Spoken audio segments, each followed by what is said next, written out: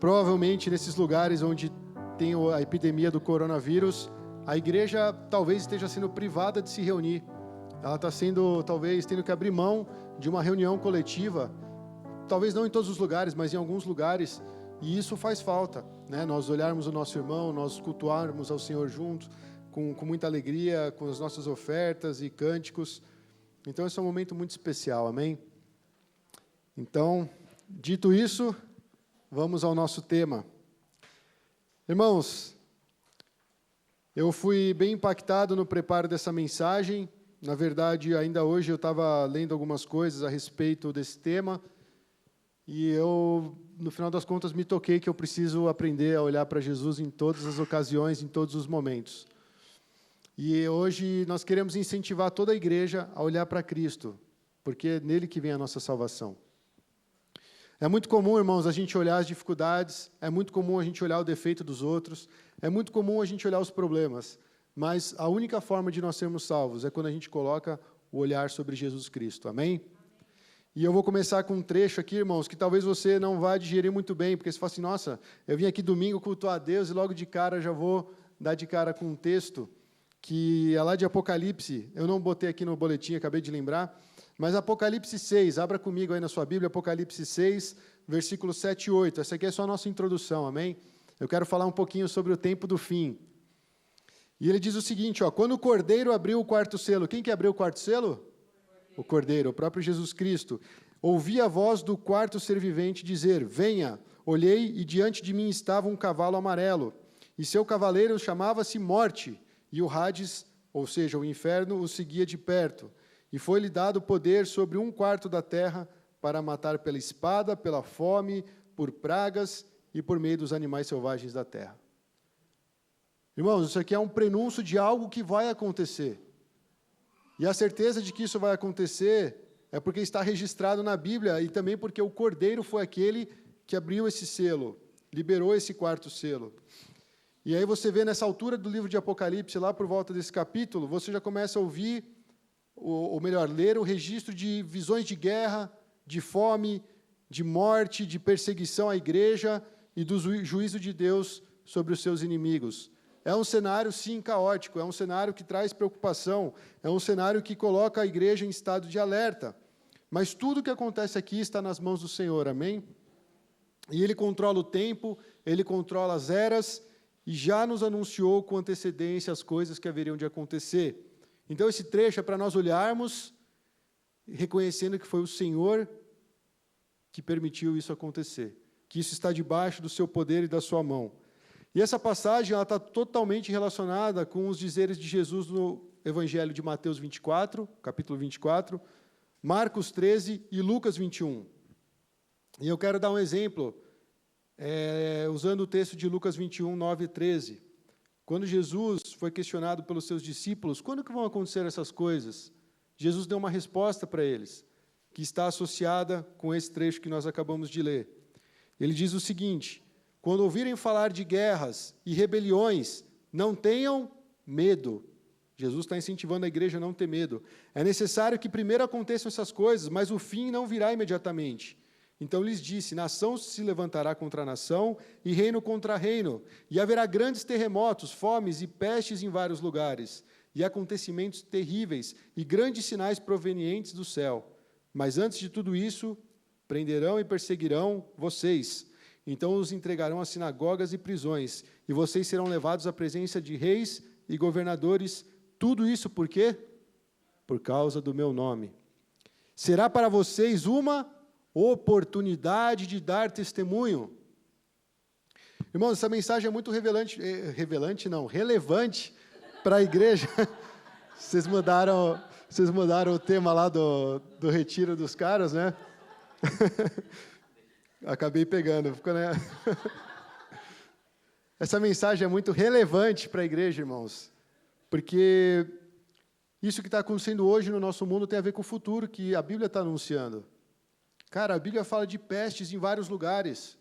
Ela fala de guerra, ela fala de rumores de guerra, ela fala de inimizade entre as nações.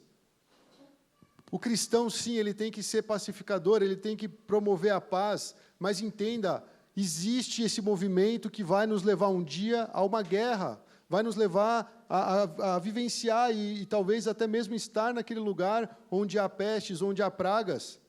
É o que está acontecendo na China, irmãos. Na reunião de oração, nós intercedemos pela China. E aí, depois disso, a tia May virou para mim e falou assim, eu fiquei muito emocionada quando você orou pela China, porque é diferente quando não é um chinês orando pela China. E eu fico imaginando que esse é o reino de Deus.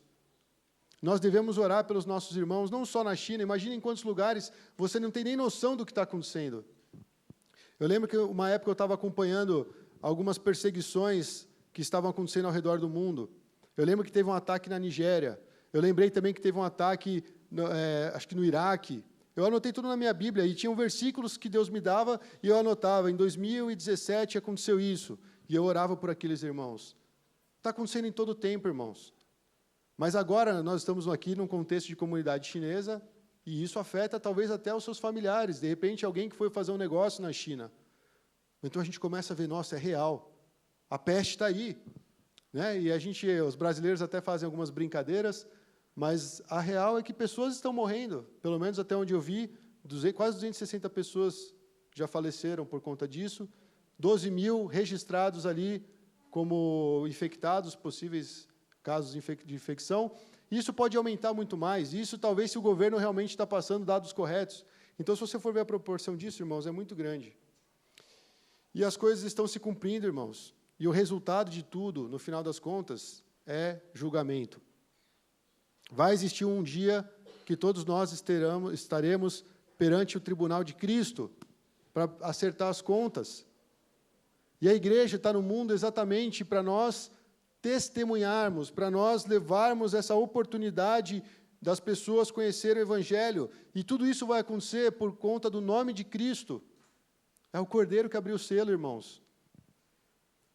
E o julgamento ele vai vir como consequência do pecado da humanidade. E se você conversar com alguém que não é cristão, que não entende direito essa dinâmica espiritual, o sacrifício de Cristo, ele vai ter dificuldades de entender, mas por que só Jesus? E aí nós vamos ver. Esse trecho que nós vamos ler hoje, ele fala, olhe para Cristo e seja salvo. É uma ordem de Deus.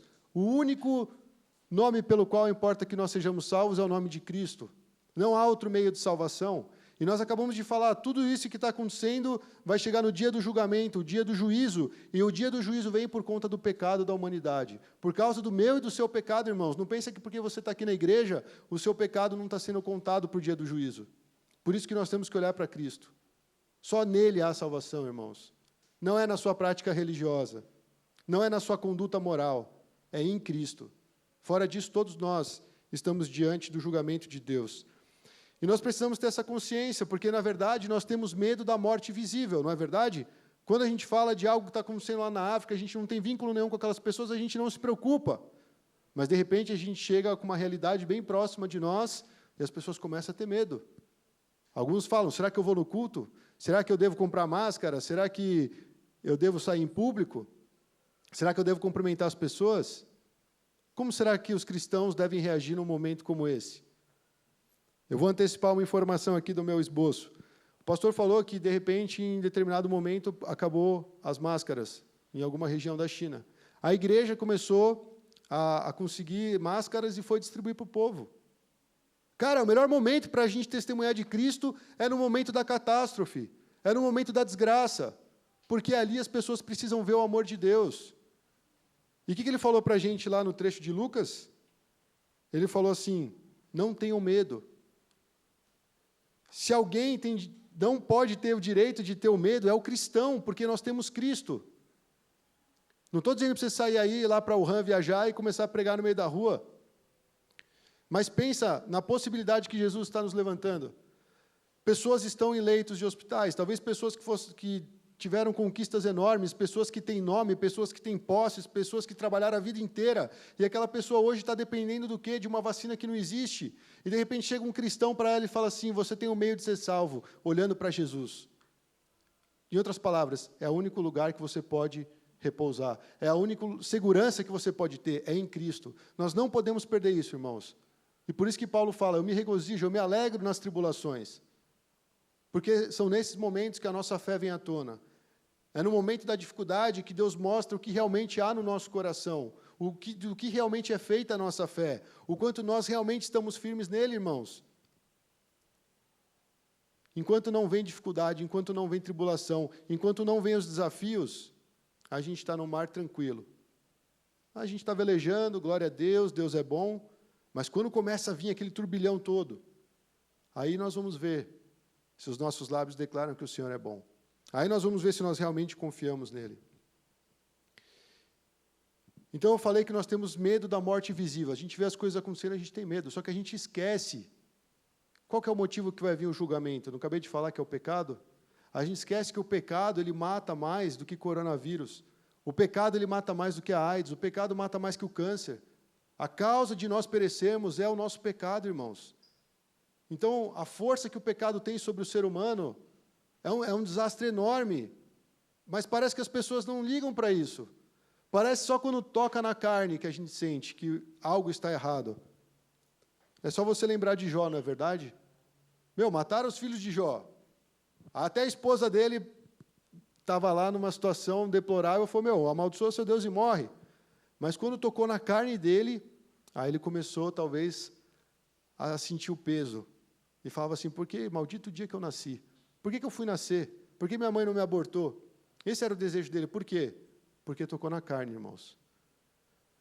Talvez a gente nunca vire um morador de rua, mas a gente passa por eles desapercebido, a gente passa sem amor, sem compaixão. Será que a gente precisa chegar na situação dele para entender que aquilo é uma situação miserável, que ele precisa do amor de Deus? E por aí vai, irmãos. Deus está nos mostrando, talvez, oportunidades de nós levarmos uma mensagem de esperança. Olhar para Cristo, para ser salvo. Essa é a nossa esperança, irmãos. Essa é a esperança que o mundo precisa. Então, a mensagem de hoje visa despertar cada um para olhar para Cristo e para promover essa salvação. Eu vou mudar um pouco, talvez, eu acho que eu gostaria de ler os 2 trechos na sequência, irmãos, porque aí a gente vai seguindo uma linha só e ninguém se perde no meio do caminho. Primeiro nós vamos ler o trecho do capítulo 1, do tópico 1, que para receber a graça de salvação é necessário olhar para Jesus. E aqui nós vamos ver uma história lá de Números 21, uma história que desperta algumas curiosidades para aqueles que gostam de ler a palavra de Deus. Mas nós vamos trabalhar em cima desse trecho para falar sobre o recebimento dessa graça da salvação, que é olhar para Cristo. A história diz o seguinte: partiram eles do Monte Or pelo caminho do Mar Vermelho, para contornarem a terra de Edom. Mas o povo ficou impaciente no caminho e falou contra Deus e contra Moisés, dizendo, por que vocês nos tiraram do Egito para morrermos no deserto? Não há pão, não há água, e nós detestamos essa comida miserável. Então o Senhor enviou serpentes venenosas que morderam o povo e muitos morreram. O povo foi a Moisés e disse, pecamos quando falamos contra o Senhor e contra você. Ore pedindo ao Senhor que tire as serpentes do meio de nós. E Moisés orou pelo povo. O Senhor disse a Moisés, faça uma serpente e coloque-a no alto de um poste. Quem for mordido e olhar para ela viverá. E Moisés fez então uma serpente de bronze e a colocou num poste. Quando alguém era mordido por uma serpente e olhava para a serpente de bronze, permanecia vivo. Amém? Vou ler outro trecho já do nosso segundo ponto do boletim, que lá no Novo Testamento, Jesus falando, da mesma forma como Moisés levantou a serpente no deserto, assim também é necessário que o Filho do Homem seja levantado, para que todo o que nele crê tenha a vida eterna. Porque Deus tanto amou o mundo que deu o seu Filho unigênito, para que todo o que nele crê não pereça, mas tenha a vida eterna. Pois Deus enviou o seu Filho ao mundo, não para condenar o mundo, mas para que este fosse salvo por meio dele. Quem nele crê não é condenado, mas quem não crê já está condenado por não crer no nome do Filho unigênito de Deus. Senhor, a Tua palavra ela é muito clara e ela nos mostra que nós devemos depender completamente de Ti, Jesus. Nesse momento, nós queremos colocar os nossos olhos em Ti e descobrir que o nosso coração precisa desesperadamente do Senhor. Nós oramos para que o Espírito Santo venha fazer uma obra nessa tarde em nossos corações, em nossas mentes, nos levando cativo a Ti, Jesus. Nós queremos, de fato, olhar para o Senhor em todas as ocasiões e saber que, por meio da sua salvação, nós também podemos levar essa salvação a outras pessoas, em nome de Jesus. Amém. Irmãos,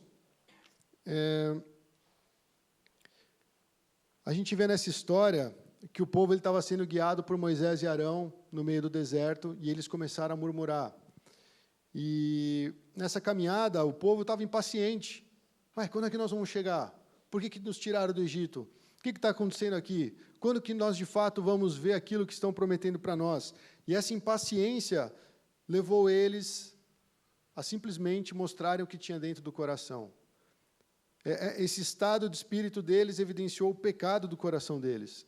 E a Bíblia registra que o povo falou contra Deus e contra Moisés. Isso aqui já tem uma aplicação muito evidente para a nossa vida, irmãos. Quando nós começamos a reclamar de tudo, na verdade, a gente esquece que existe um Deus, que Ele ouve o que nós estamos falando, e muitas vezes isso pode soar como uma murmuração contra Deus. A nossa insatisfação revela aquilo que está dentro do nosso coração.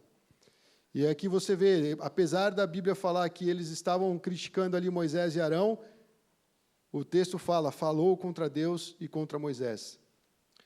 E, na verdade, irmãos, esse não foi o primeiro episódio que o povo começou a reclamar. Eu quero fazer um feedback aqui, uma retrospectiva. Não tem aquela retrospectiva do ano, que os caras mostram os primeiros acontecimentos até os últimos?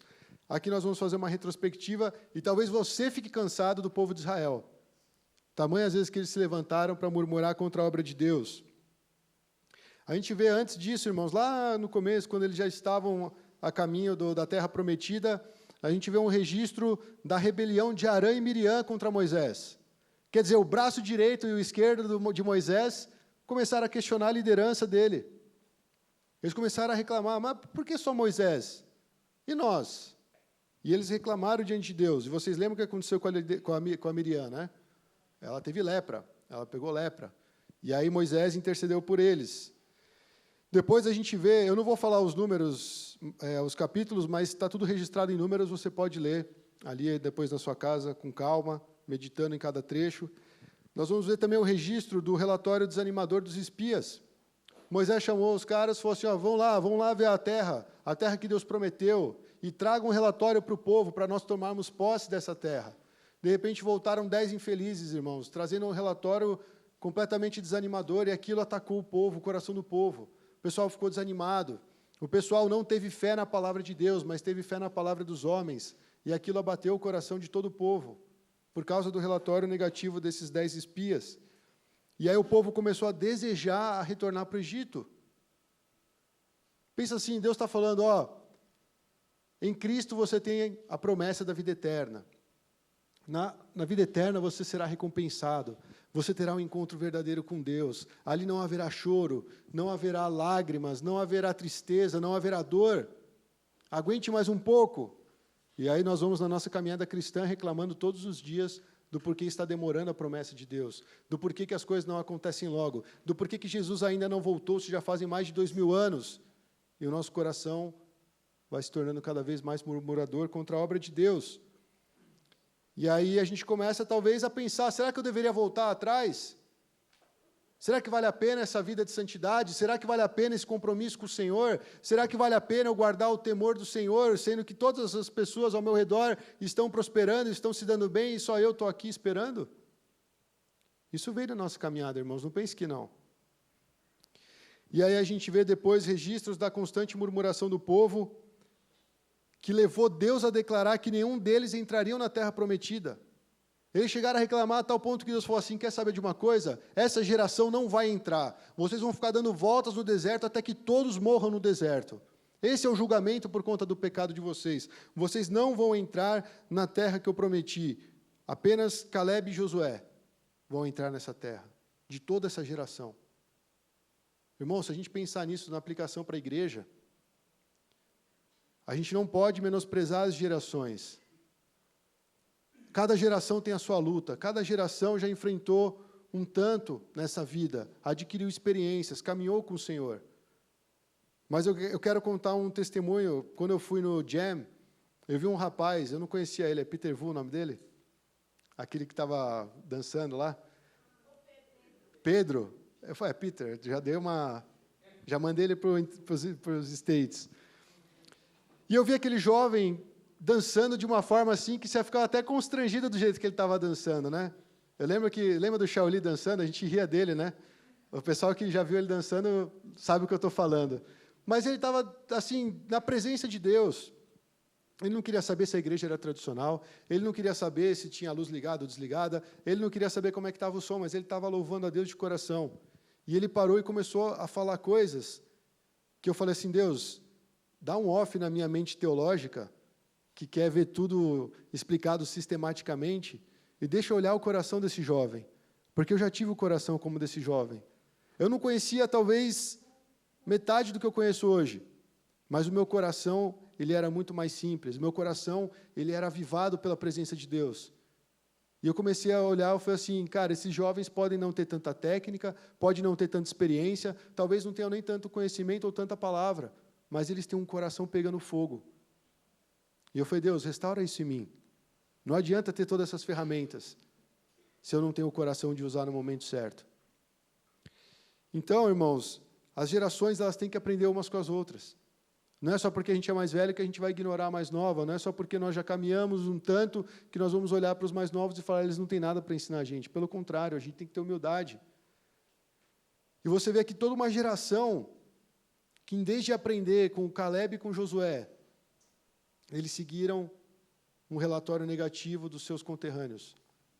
E aquilo desanimou o coração deles. Ou seja, eles não conheciam Deus. Eles querem entrar na terra prometida, mas eles não têm relacionamento com Deus. Aqueles que tinham um relacionamento com Deus, que perseveraram, a gente já falou aqui de Caleb, o cara ficou 80 anos ali, ou melhor, até chegar nos seus 80 e poucos anos de vida, ele ainda estava esperando. Mas ele foi, eu conheço o meu Deus me fez uma promessa, e ele vai cumprir. Ele viu gerações morrendo e se levantando, irmãos, mas ele ficou firme. E aqui, infelizmente, uma atitude errada de poucos contaminaram muitos. Isso fala para a gente tomar cuidado com o que nós estamos fazendo ou promovendo em nossa geração. Nós somos responsáveis, irmãos, não só pela nossa, mas pela que está vindo. Então isso é muito importante para a igreja. Porque a igreja ela não é assim, dá um boom, aí a gente tem que continuar isso, irmãos, porque é a obra de Deus. As pessoas que vêm atrás são discípulos. Não são crianças. E essas crianças, se são crianças, elas precisam amadurecer na palavra. E aí todos vão crescendo, conhecendo a Cristo. E nós vamos alcançando a promessa de Deus até que chegue o momento que todos nós estejamos na presença do Cordeiro. Essa é a missão da igreja. Edificar o corpo de Cristo. Esse é só um parênteses, irmão, para uma aplicação e para um exemplo que eu vivenciei. Aí nós vemos depois um registro de uma outra rebelião, irmãos. Você percebeu que existe murmuração, existe inveja, né, porque os caras queriam a liderança de Moisés. Existe, talvez, uma atitude de não proatividade, mas de, talvez, passividade e até mesmo de mornidão. A gente sabe o que Deus faz com o morno. Ele vomita, ele não aceita. E aqui você vê que houve uma rebelião também. O coração de Coré, Datã e Abirão, eles resolveram levantar uma rebelião contra o povo, contra a liderança de Moisés, e contra toda aquela estrutura. Eles queriam tomar a frente, e de repente a gente vê que eles receberam um castigo muito grande. Eles foram engolidos pela terra. Já pensou isso? Aonde estava um desses rebeldes, a terra abriu e engoliu. Cara, é algo de Deus, para mostrar e nos ensinar coisas que poderiam acontecer no nosso meio que nós temos que evitar. E, de repente, a gente vê que Deus também enviou algumas pragas quando o povo, de novo, murmurou contra Moisés e Arão. E 14.700 morreram. Muita gente, irmãos. Então, o que nós estamos tratando agora, nesse trecho que a gente acabou de ler, foi logo depois que Arão morreu e, antes dele, a Miriam. Moisés estava sozinho. E, mais uma vez, o povo chegou diante de Moisés e falou, Moisés, não dá, a gente não aguenta. E a pergunta era, por que vocês nos tiraram do Egito? Para morrermos no deserto? Irmãos, na caminhada de fé, talvez a gente passe por um grande deserto, mas o que mais vale é que a presença de Deus está conosco. A gente não pode ter esse coração que vai murmurando conforme a caminhada, porque é exatamente isso que fez o povo cair. A caminhada ela é longa, irmãos, a caminhada ela pode ser sofrida, vão existir muitos desafios. Talvez você vai realmente se sentir num deserto. Às vezes você vai falar coisas e sonhar coisas e querer promover coisas que ninguém está indo na mesma onda, e você fala assim, cara, será que eu estou sozinho? Sim, esse é o deserto onde Deus vai trabalhar no seu coração. Mas, por mais que essa caminhada seja longa, tenha sofrimentos e desafios, ainda assim, essa é a caminhada de Deus. É o caminho que Deus escolheu para nós, irmãos. O nosso caminho pelo mundo não é um caminho agradável, a não ser que você esteja no mundo, a não ser que você compactue com os prazeres e os deleites desse mundo. Se você é alguém que dedicou a sua vida para Cristo, você vai encontrar conflitos na caminhada. E cabe a nós dizer não, cabe a nós permanecer olhando para Cristo. Cabe a você e eu olharmos para o final da nossa jornada, porque o povo só estava olhando aqui agora. Cara, aqui não tem nada para comer, aqui não tem nada para beber. Antes nós estivéssemos no Egito, onde a gente comia peixe, comia alho, poró, comia cebola. Eu acho que eles falam umas coisas que nem existiam, os caras começaram a delirar. Imagina, o povo desejando o que acontecia no passado, sabe por que Deus livrou eles? Porque eles estavam clamando, eles não aguentavam mais ser oprimidos, eles não aguentavam mais viver no sofrimento e naquela solidão toda. Eles eram usados, explorados, e Deus deu um grande livramento. E assim é a nossa vida, irmãos, quando nós vivemos no pecado. Nós estamos em sofrimento, nós estamos alheios da presença de Deus, nós estamos nessa solidão, nós carregamos culpa, nós carregamos um sentimento de abandono, de não se sentir amado, e de repente Deus vem e traz o libertador para nós, que vai nos guiar ao longo de toda a nossa jornada. Mas muitas vezes no caminho da jornada que a gente faz, nessa longa caminhada, a gente começa a murmurar. Alguns até desejam voltar atrás, como se estivessem voltando para o Egito. Eles não só questionavam o caminho de Deus, eles questionavam a provisão de Deus. Quando eu li isso, eu botei a mão na cabeça e falei, não é possível. Eles falaram o seguinte, essa comida é miserável. Quem aqui já comeu maná vindo do céu? Alguém teve essa experiência? A gente sabe o sabor? A Bíblia fala que parecia azeite fresco, né? E aquilo foi o que Deus deu como provisão para eles. E chegou uma hora que eles falaram assim, isso que Deus nos deu é um lixo. Comida miserável. Cara, eles desdenharam de Deus. Eles estão reclamando do caminho que Deus colocou eles reclamaram da provisão que Deus está dando no caminho. Irmãos, eu não quero que a gente seja muito subjetivo, eu quero que a gente traga para a nossa vida, para o hoje. Esse caminho que Deus está mandando você trilhar, a provisão que Deus tem trazido para você tem sido grato ou você tem reclamado? A gente sabe que a consequência disso tudo é um grande juízo, se nós não olharmos para Cristo e recebermos aquilo que Ele nos dá. E aqui você vê um povo que tinha tudo para prosperar. No deserto não faltou nada para eles. Quando eles estavam com sede, Deus fez fluir água. Quando eles estavam com fome, ainda que tivessem reclamado, Ele falou, tá bom, vocês querem comer carne? Vocês vão comer carne até sair pelos ouvidos, pelos narizes. Você vai comer carne até falar, chega. O povo não estava satisfeito de andar com o seu Deus. E esse é o problema do ser humano. Ao invés de a gente olhar para Deus e falar, Deus, obrigado por tudo que o Senhor me deu. Cara, Paulo acho que chegou nesse entendimento, ele agradecia até pelas tribulações, ele agradecia pelo sofrimento, porque ele sabia que era ali que ele conheceria mais o Senhor, ele viria que era mais abundante a provisão de Deus, que o poder de Deus repousaria sobre ele. E ele deixou esse exemplo para nós, irmãos. Você acha que a sua vida está difícil? Maná era a provisão de Deus, e eles falaram, essa comida é miserável, não aguento mais. Eu falei, cara, imagina, se sua mãe te põe uma comida no prato, você fala, essa comida é miserável, você já toma um tapão na boca, cara. Você perde os dentes. Pode ser a mãe mais calminha do mundo, ela fala, comida miserável? Então, tome. Eles pecaram, irmãos. E sabe qual foi a consequência do pecado? Deus falou assim, eu vou materializar algo para vocês enxergarem a consequência do pecado de vocês. E jogou ali serpentes, alguns trechos falam ardentes, né?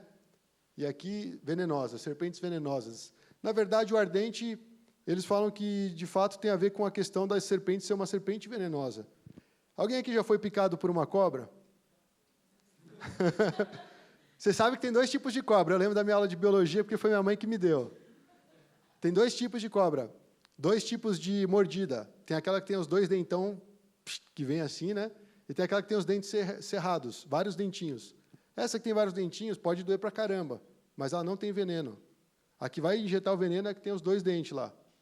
E aí, você prefere levar 2 dentadas ou nenhuma, né? Mas eu fiquei pensando, imagina você tomar uma picada de uma cobra. O que acontece? Na hora, você vai sentir algo entrando no seu corpo. Então, quando eles pecaram contra Deus, Deus falou assim, eu vou materializar a consequência dos seus atos. Vocês vão ser picados. E se vocês não olharem, se vocês não ouvirem a minha palavra, a minha voz, e obedecerem aquilo que eu estou falando, vocês vão perecer. E aí a gente entra em conflito aqui, porque a gente fala, não, mas Deus mandou não fazer imagem disso e daquilo, né? Mas quando Moisés levanta uma serpente de bronze, ele está falando assim, vocês vão olhar para aquilo que está causando o sofrimento de vocês. Vocês vão olhar para aquilo que tem sido o pecado de vocês. Porque é consequência dos seus atos. São essas cobras venenosas. E quando tem cobras, irmãos, que eu acho que o cara não consegue nem durar 1 hora. Se ele não for atendido ali naquele momento e já ter sido feito todo aquele processo para dar o antídoto, ele morre. E eu estava lendo algumas coisas, eu não quis trazer aqui os detalhes, porque eu também não tive tempo de aprofundar. Mas, cientificamente, o cara não consegue respirar. A visão dele some, ele para de ouvir. Tipo, você está sendo paralisado por dentro. E é muito interessante, Jesus podia ter botado um monte de hipopótamo lá para pisotear eles. Mas ele pega cobras. E aí você fala que, cara, quando você pensa numa serpente, em algo astuto, que é traiçoeiro, você vai lembrar de Satanás. E é como se ele injetasse o pecado na humanidade. Na verdade, nós temos esse veneno dentro da gente. E ele é mortífero, ele é algo que causa uma destruição gigantesca. A gente fica paralisado, a gente não vive o propósito de Deus, a gente não consegue caminhar. Ele nos anula. É esse o poder do pecado. Então, aquele povo, cara, não tinha outra opção a não ser fazer o quê? Obedecer à voz de Deus. Ah, é para olhar para lá, então eu vou olhar para lá. É isso que acontecia, irmãos. Antes de falar um pouquinho do arrependimento de Deus, eu queria falar um pouco sobre o que eu aprendi sobre essa serpente. Eu acho que essa serpente ela foi erguida num lugar onde todos podiam ver. Talvez ela foi colocada no acampamento israelita num lugar onde poderia ser uma referência. E o que a pessoa precisava fazer para ser curada ou para viver? Apenas olhar. Ele não precisava escalar e beijar a serpente, ele não precisava fazer uma oração, ele não precisava que o Moisés fosse até ele, botasse a mão na cabeça dele com óleo e falasse, você está curado. Eles simplesmente precisavam olhar para a serpente de bronze para ser curado. E por que eu quis ler os 2 trechos? Para não parecer algo místico, porque Jesus falou, da mesma forma que a serpente foi levantada no deserto, o Filho do Homem será levantado. Quem olhar para Jesus será curado desse mal que é o pecado. Cara, olhar para Jesus muda a nossa vida. Olhar para Jesus é experimentar o poder de Deus, porque nós estávamos condenados por causa do nosso pecado. Existia um julgamento sobre nós, irmãos. Agora eu te pergunto, é difícil olhar para algo? A gente olha, e essa simplesmente é a única atitude que nós temos que ter. Ele não fala assim, você vai ajoelhar e subir tantos degraus até chegar na serpente. Não é nosso mérito. Nós simplesmente precisamos obedecer à voz de Deus e olhar. E isso vai trazer cura, isso vai trazer salvação. É tão simples, irmãos, porque o Evangelho é simples. É olhar para Jesus e acabou. Isso é poderoso, irmãos. Porque as pessoas, lembra do Naamã? Ele achou que ele ia ter que fazer cambalhota, que ia ter que fazer um mortal e depois dar, sei lá, o que ele precisava fazer. Ele falou, não, 7 mergulhos aí você vai ser curado. Ele começou a reclamar do rio. Nossa, que porcaria, eu preferia ir lá no meu país, tem um rio mais limpo, mais bonito, mais volumoso e tal. Não, é aqui mesmo. Só isso, só isso. E foi curado. A palavra de Deus, ela é simples, irmãos. Ao mesmo tempo, ela tem toda uma complexidade. Mas ela traz a salvação de uma forma imediata. Basta olhar para Cristo. Se nós estamos vivendo em pecado, como é que nós vamos ser curados? Como é que nós vamos abandonar esse pecado? Olhe para Cristo. Agora pensa na situação dos israelitas. Ele mandou um monte de serpente. A serpente, ela não vai entrar na sua agenda. ela aparece de surpresa. Eu lembro que uma vez eu estava andando na Mata Atlântica com o pessoal, não lembro se era escola, se era da faculdade, a gente estava andando e todo mundo passou num trecho que só o último cara percebeu que todo mundo passou por uma cobra e ninguém viu aquela cobra. Aí todo mundo voltou para olhar a cobra. A curiosidade humana. E, cara, ela ficava ali. Não dava para ver que era uma cobra, porque ela estava misturada com a vegetação, com o cenário. Agora, pela cor dessa serpente, ela pode ser confundida com uma pedra, com uma rocha, com alguma coisa do deserto. Então, todo momento, o povo era picado. E o que ele precisava fazer para ser curado? Precisava se arrastar até o centro do acampamento, falar, Moisés, ore por mim, porque eu fui picado. E aí, não, ele simplesmente tinha que olhar. E da onde ele estava, ele conseguia olhar. Irmãos, imagina no deserto, que eu imagino que uma grande área plana, e você vê um bagulhinho brilhando ali, que é bronze, né? Bronze, quando vem o sol, ele vai reluzir. Você simplesmente bate o olho naquilo, pronto, você foi curado. É genial a solução de Deus. Porque em todos os lugares onde estavam os israelitas, se ele batesse o olho e olhasse, ele seria curado. Agora te pergunto, a serpente, tendo a característica que tem, como eu acabei de dizer, ela ia picar cada israelita uma vez só? Eles estavam infestados de serpente, era uma peste. Então ele poderia ser picado mais de uma vez no dia. Talvez o cara tivesse que olhar 3, 4 vezes para a serpente e falar, meu Deus, não aguento mais ser picado. Ele fala, esse é o julgamento do pecado, porque o pecado não vai te abandonar enquanto você não entregar completamente sua vida. Confia em mim, confia na minha palavra. E aí o povo se arrependeu e falou, ore ao Senhor que tire as serpentes do meio de nós. Qual que era o pedido do povo? Que tire as serpentes do meio de nós. Moisés foi orar e Deus falou, levante uma serpente. Ele não tirou a serpente. Ele falou, vai ser do meu jeito. Eu mandei as serpentes, elas vão permanecer, mas o povo só vai ter um jeito de ser curado e de ter vida, olhando para essa serpente. E lá no Novo Testamento, você não acha que essa história é uma história que marca o povo judeu? Imagina, os caras falam, a gente entrou na Terra Prometida, mas imagina, os nossos antepassados foram tão picados lá que eu não sei nem como eles chegaram aqui. Devia ser uma história que era contada em todo lugar. Todo judeu deveria saber essa história. E, de repente, Jesus fala assim, sabe aquela serpente? A semelhante que ela foi levantada no deserto. Eu serei levantado, para que todo homem que creia não morra, não pereça, mas tenha a vida eterna. O único meio que nós podemos ter a vida eterna é olhando para Jesus. É necessário olhar para Cristo e ser salvo, irmãos. Esse relato do Antigo Testamento apontou o que aconteceria no Novo Testamento, onde qualquer pessoa, em qualquer lugar do mundo, se olhar para Jesus, ela vai ser salva. Aquele que clamar o nome do Senhor será salvo. Mas como eles vão crer se não ouvirem a mensagem? E aí vem o segundo ponto, que nós precisamos nos levantar para anunciar essa salvação aos que não têm, irmãos.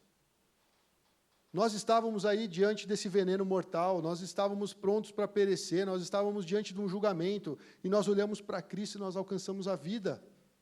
Nós alcançamos a promessa da vida eterna, nós temos um relacionamento com esse Deus maravilhoso. E posso te falar uma coisa, se você for olhar esse trecho que eu pus aqui, a serpente de bronze no deserto, ela não mostra só o julgamento, ela revela o amor de Deus. Porque Deus podia ter falado assim, foi picado, morreu. Mas aí Jesus, ele continua e fala o que aconteceu. Ele falou assim, que Deus amou o mundo de tal maneira que deu seu Filho. Deus amou o povo israelita de tal maneira que colocou ali uma solução para ele. Só que o povo sempre esteve obstinado. O coração do povo sempre foi duro. E o coração da igreja não pode ser igual aos nossos, assim, como é que fala? Os que nos antecederam na fé. Eu vou pegar um trecho aqui de Coríntios. 1 Coríntios 10, se eu não me engano. Amém. Quem tem a Bíblia aí, por favor, acompanhe 1 Coríntios 10. Paulo vai escrever para a igreja de Coríntios, ele fala o seguinte, pois, irmãos, não quero que ignoreis que nossos pais estiveram todos debaixo da nuvem e todos passaram pelo mar. Ele está falando da entrada no deserto. Todos foram batizados em Moisés, na nuvem e no mar. Todos comeram do mesmo alimento espiritual e todos beberam da mesma bebida espiritual, porque bebiam da rocha espiritual que os acompanhava. E essa rocha era Cristo. Mas Deus não se agradou da maior parte deles, e por isso seus corpos ficaram prostrados no deserto. Essas coisas aconteceram como exemplo para nós. Tudo isso que nós estamos lendo, tudo aquilo que eu falei, aquele relatório, aquela retrospectiva, isso tudo aconteceu como exemplo para nós, irmãos, para a igreja. Espera aí que minha Bíblia virou aqui.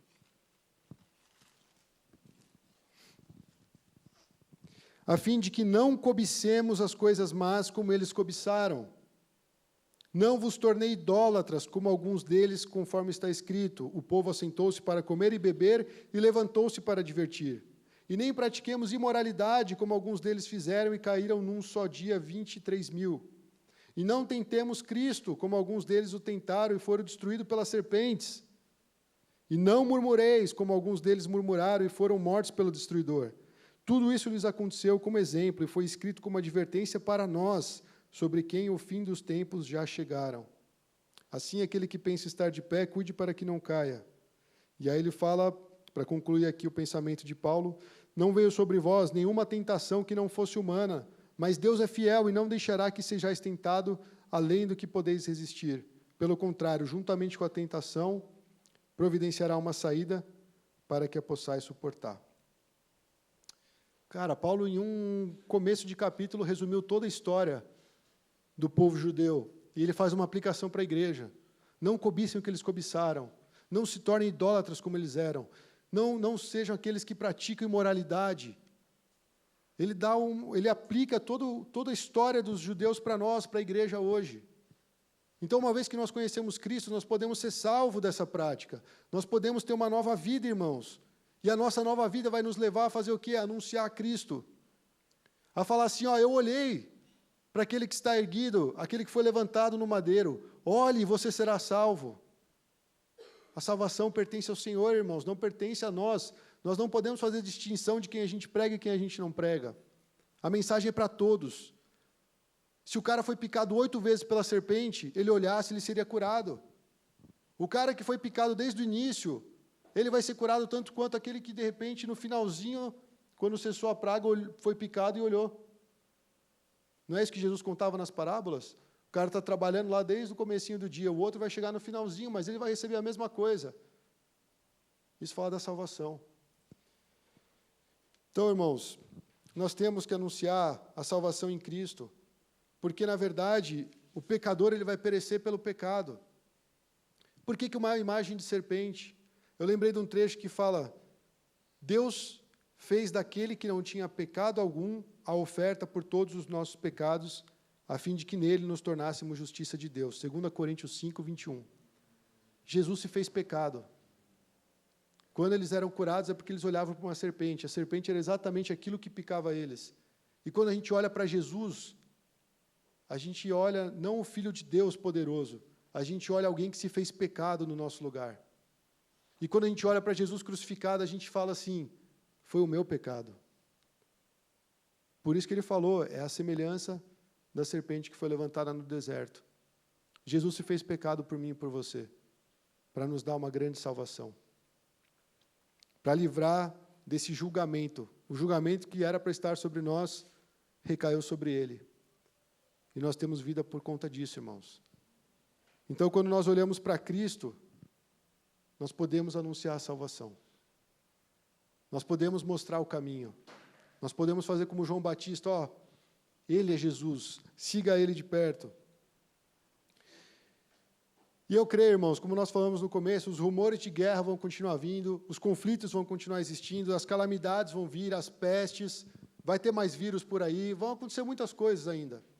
Mas nós devemos olhar isso como um sinal daquilo que está por vir, daquilo que um dia vai se concretizar. E enquanto isso, a igreja continua pregando. A igreja se levanta como intercessor. Moisés foi interceder pelo povo. Moisés não virou para eles e falou assim, o problema é de vocês que causaram isso. Você que está pecando aí, você vai morrer porque esse é o seu pecado. Não, interceda, ore e depois pregue, para que Deus salve aquela vida. Essa é a compaixão de Jesus, irmãos. A gente se sente muito especial porque a gente foi salvo por Cristo, mas na verdade Ele morreu por todos.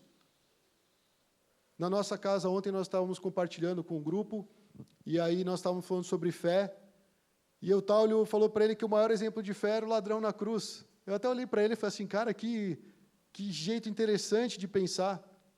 Porque enquanto um estava zombando, falando, você não é Deus mesmo? Tira a gente daqui.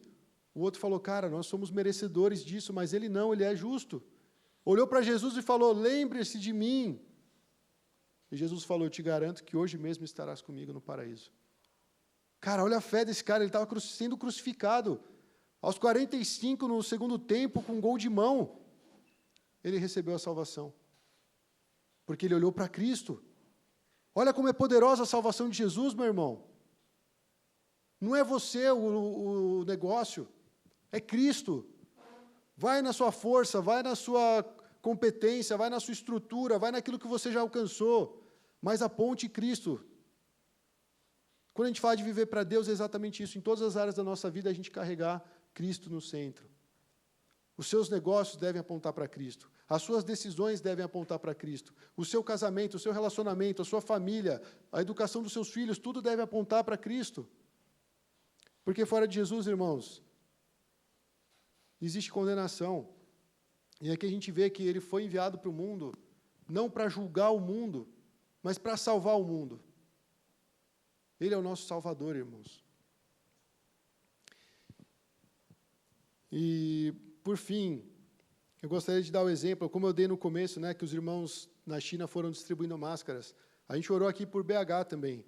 E a igreja Pão da Vida em BH, liderada pelo pastor David, eles tentaram, pelo menos, oferecer, estender uma mão para o pessoal que foi atingido pelas chuvas, pelas enchentes. Perderam coisas, perderam eletrodomésticos, perderam carro, perderam tudo. Da noite para o dia, perderam tudo. Não foi só pobre. E eles foram lá e distribuíram aquilo que eles tinham conseguido arrecadar. Sabe o que é isso, irmãos? É a igreja apontando que existe esperança. É a igreja demonstrando o amor de Cristo e falando assim, apesar de você perder essas coisas que são passageiras, existe algo que você nunca vai perder se você olhar para Jesus. Essa é a mensagem do Evangelho. Por isso, quando a gente vê desgraça, quando a gente vê coisas terríveis acontecendo, a gente não deve se acovardar, a gente não deve ter medo. A gente deve chegar diante daquilo e mostrar que Cristo é onde nós devemos colocar os nossos olhos, a nossa esperança. Amém? E será para vocês uma oportunidade de dar testemunho. Foi isso que Jesus falou em Apocalipse, e é dessa forma que nós devemos ver as situações. Amém? Vamos ficar de pé e fazer uma oração. Hoje nós vamos ter a nossa ceia também. Então, eu gostaria de só ler mais um trecho, que acho que conclui muito bem essa mensagem, meus irmãos. É um trecho bem conhecido lá de Hebreus, que ele fala assim, portanto, também nós, uma vez que estamos rodeados por tão grande nuvem de testemunhas, livremo-nos de tudo que nos atrapalha e do pecado que nos envolve, e corramos com perseverança a corrida que nos é proposta, tendo os olhos fitos em Jesus, autor e consumador da nossa fé. Ele, pela alegria que lhe fora proposta, suportou a cruz, desprezando a vergonha, e assentou-se à direita do trono de Deus. Ele suportou essa cruz, irmãos, para que eu e você nós pudéssemos ser salvos. Nós podemos ter esse momento agora com relação à ceia também, porque na ceia nós vamos lembrar desse sacrifício na cruz de Cristo. Nós vamos lembrar que o Senhor, Ele derramou o seu sangue, Ele deu o seu corpo por nós. Então o pessoal vai distribuir os elementos da ceia, e você pode orar ao Senhor quando você receber esses elementos, e olhar para Cristo, pedindo que Ele cuide de tudo aquilo que traz preocupação a você.